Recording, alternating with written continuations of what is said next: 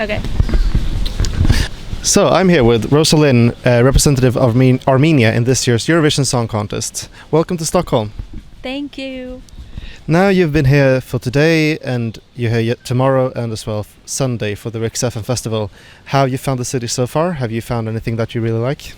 I really love Stockholm so far. I'm here for I think a week. I'm gonna do some songwriting sessions, and I enjoy walking around and seeing the city. I had a very beautiful breakfast with my manager. I had a lot of coffee and some very tasty pastry, and I think Stockholm is very beautiful. It feels very much like the vibe is very close to my hometown. It's very chill and relaxed, and of course it looks different, but it's very green. I love it. That's nice to hear. Now, of course, your Eurovision entry snap has gone, well, to say the least, very viral. It's broken into the top 10 most streamed Eurovision songs of all time, and having only one song released on Spotify prior to this, what was that like?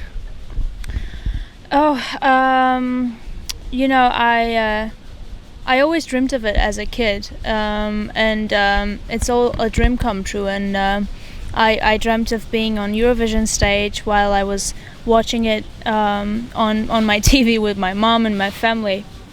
And it felt wonderful just to be on Eurovision, but now that it's top 10, it's even more magical, and I think we potentially can go to a top 5 of Eurovision. I'm pretty sure about that, and it's very, very cool, especially after 20th place.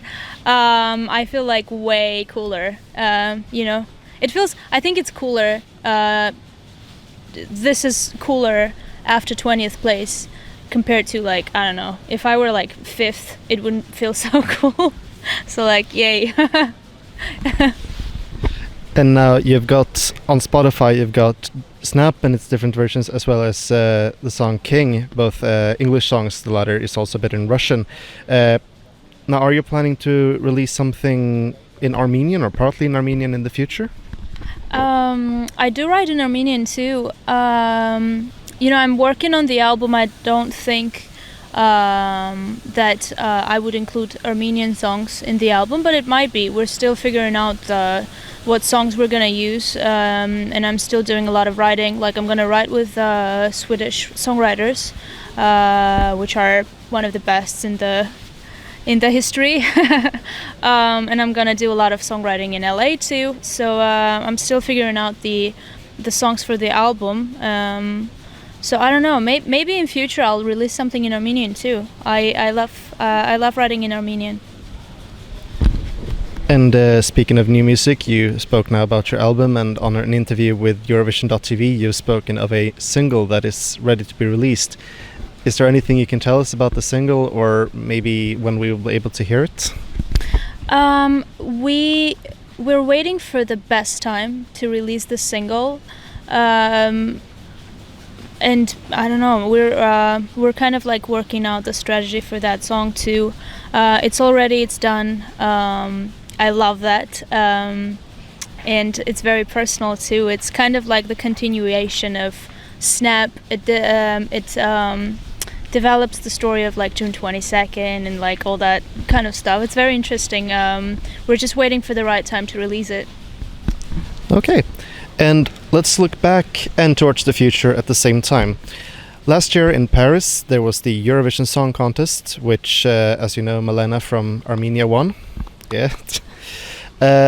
In that show, the French representative of Eurovision, Barbara Pravi, made an appearance. Is that something you might do next year in Yerevan, maybe as an interval, or as previous Eurovision entrants has done, maybe host the contest?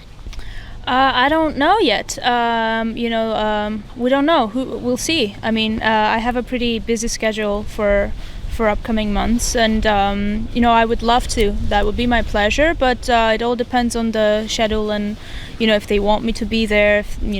It all depends on the decisions that I'm not very good at. That's not my decision, but I would love to. Yeah. Okay, then I wish you the best of luck in the future with both songwriting and your career. Thank you so much. Thank you so much. Yay!